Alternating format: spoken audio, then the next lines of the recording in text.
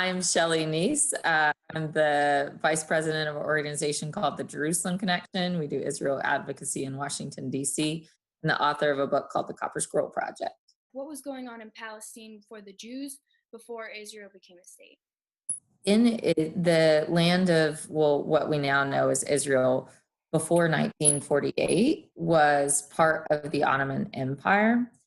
When the Ottoman Empire, the Ottoman Empire lasted for centuries, really, but towards the end of the 1800s and before World War I, they referred to the Ottoman Empire as the sick man of Europe.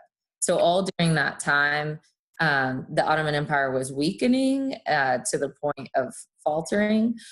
But for the most part, the land of Israel, or what was called Palestine at the time, was a forgotten wasteland. It actually did, take a rise, become a state.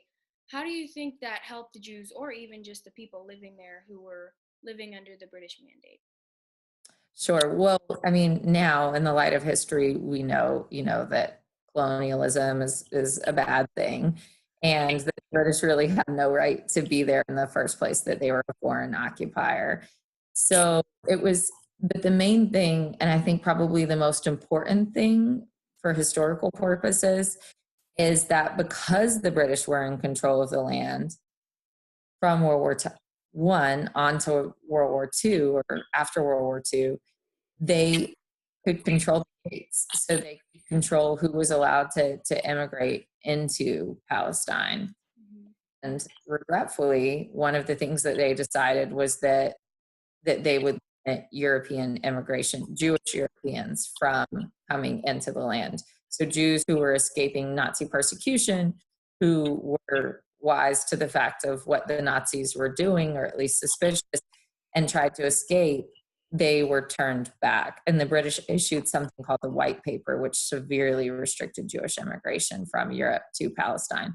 So I think that's the most important thing, and at least for Jews and for Israel's perspective, is that they be able to control that. Because according to Israelis, and I think this is fair, if they had been able to open up the gates, and then the Holocaust wouldn't have killed 6 million people, or 6 million Jewish people. Right. So obviously, after it became a state, the Six-Day War occurred, which was short, but it had a big impact.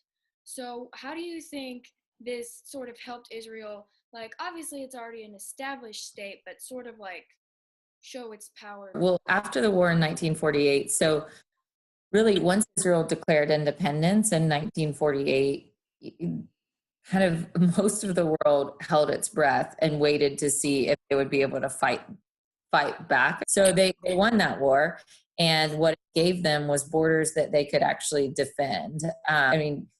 The story of Israel is really one of from ashes to victory, because everything that happened when Ben Gurion is making the announcement, they are holding their breath knowing that the Arabs will attack, but they just lost 6 million Jews in the Holocaust. Almost all of, the Jewish intelligentsia and rabbis and everything that they knew to be part of the Jewish community was almost demolished. So the thing about Israel is that you usually do win a war, and you usually do win a fight when you have no other options.